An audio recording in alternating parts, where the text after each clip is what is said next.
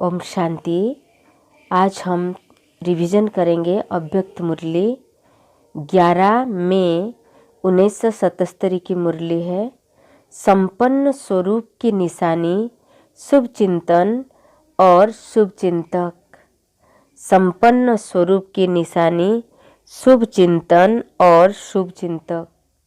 बाप समान संपूर्ण स्वरूप बच्चों को देख बाबा बोले, बाप दादा सदैव बच्चों को संपूर्ण स्वरूप में देखते हैं। हर एक बच्चा बाप समान आनंद, प्रेम स्वरूप, सुख शांति स्वरूप है। हर एक के मस्तक से, नयनों से क्या नजर आते हैं?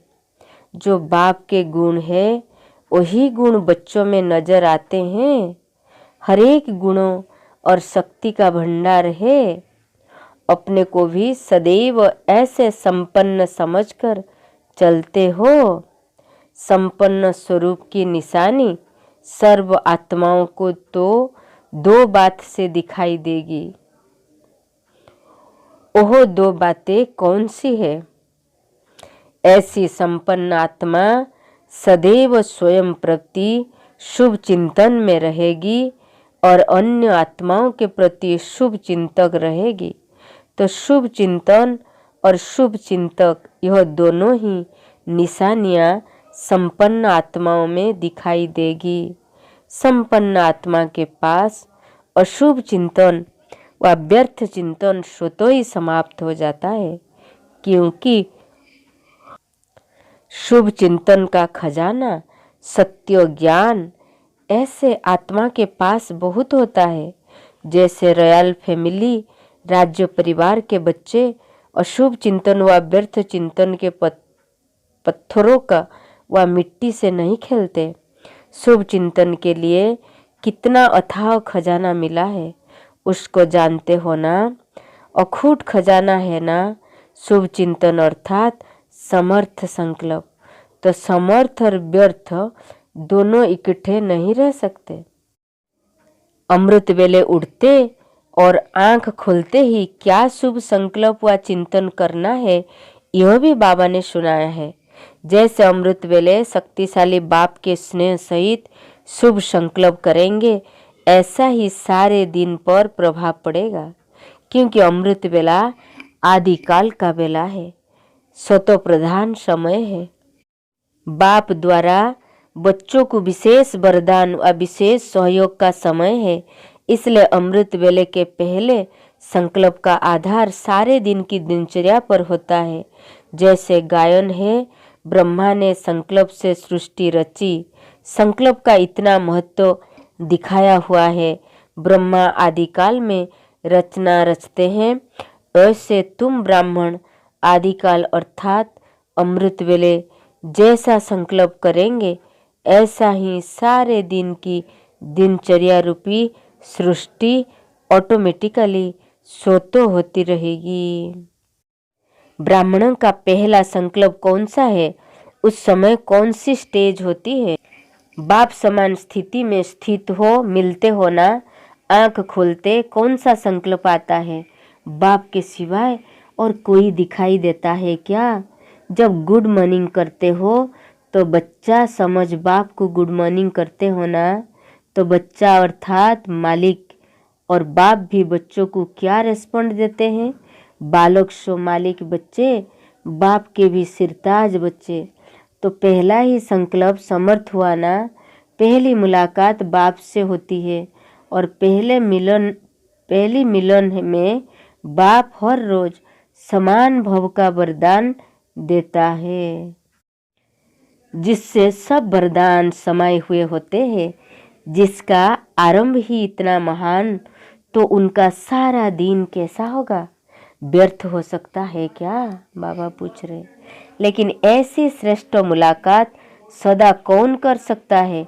जिसका संकल्प भी बाबा और संसार भी बाबा है। ऐसे बाप के समीप बच्चों की मुलाकात समीप से होती है। नहीं तो समीप की मुलाकात नहीं, लेकिन सामने की मुलाकात होती है। सब बच्चे मुलाकात जरूर करते हैं, लेकिन नंबर 1 बच्चे समान स्वरूप है।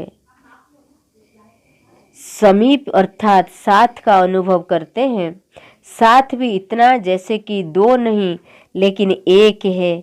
सेकंड नंबर बाप के स्नेह को, बाप के वरदान को, बाप के मिलन को समान स्वरूप से नहीं लेकिन समान बनने के शुभ संकल्प स्वरूप होकर मिलते हैं।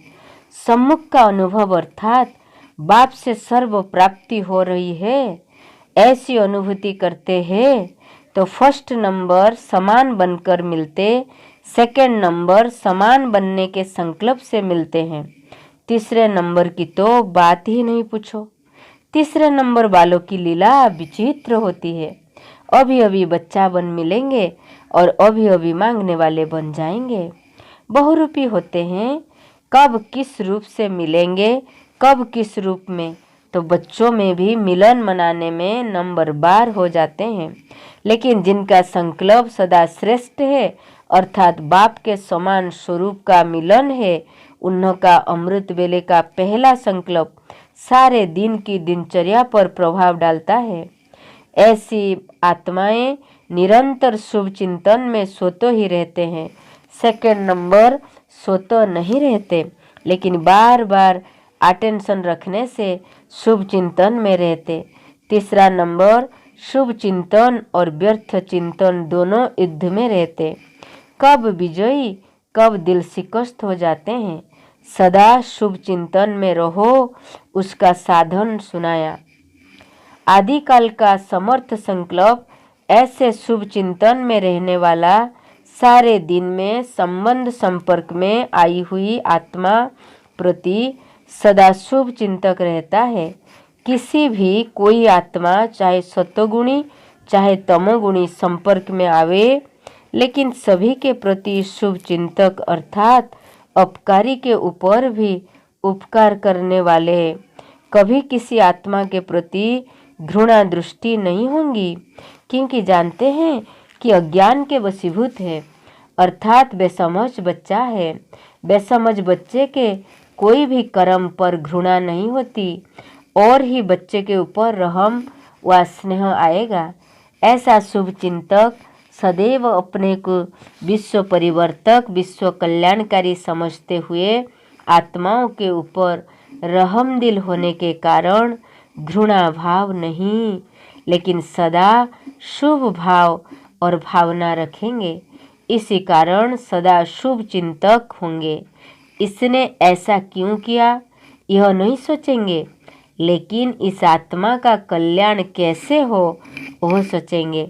ऐसी शुभ चिंतक स्टेज सदा होती है। अगर शुभ चिंतन नहीं तो शुभ चिंतक भी नहीं, दोनों का संबंध है। ऐसे संपन्न बनने के लक्ष्य रखने वाले इन दोनों लक्ष्यों को धारण करो, समझा। अगर व्यर्थ संकल्प चलेंगे तो शुभ चिंतक की स्टेज ठहर नहीं सकेगी। इसलिए अपनी चैतन्य शक्ति को देखो, शुभ चिंतक बनने का अभ्यासी बनो। आपकी ही शक्तियां हैं ना जो सेवा करते हैं। ऐसे सेवाधारियों के प्रति बाप का सदा विशेष स्नेह रहता है क्योंकि त्याग मूर्त है ना, तो त्याग का भाग्य स्वतः ही मिल जाता है। क्या और कैसे मिलता है उसको जानते हो। जैसे एक होता है मेहनत से कमाना और दूसरा होता है अचानक कोई लॉटरी मिल जाना। तो अपने पुरुषार्थ की शक्तियाँ व सर्व गुणों की अनुभूति करना यह तो सभी करते हैं लेकिन विशेष सहयोग का प्रत्यक्ष फल ऐसी अनुभूति होगी जैसे मेरे पुरुषार्थ की स्टेज से प्राप्ति अधिक है।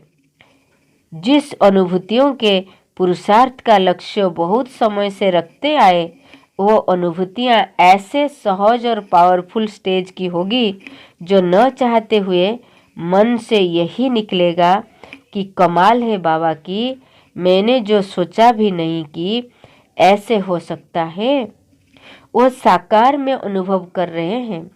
तो ऐसे बाप के विशेष वरदान की प्राप्ति का अनुभव सहयोगी आत्माओं को होता है। ऐसे अनुभव जीवन का एक विशेष यादगार रूप बन जाता है।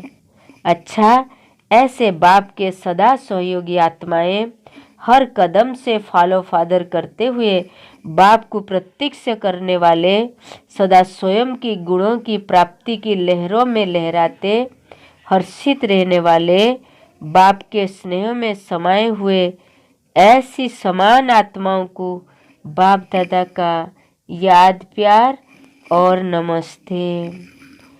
ओम शांति।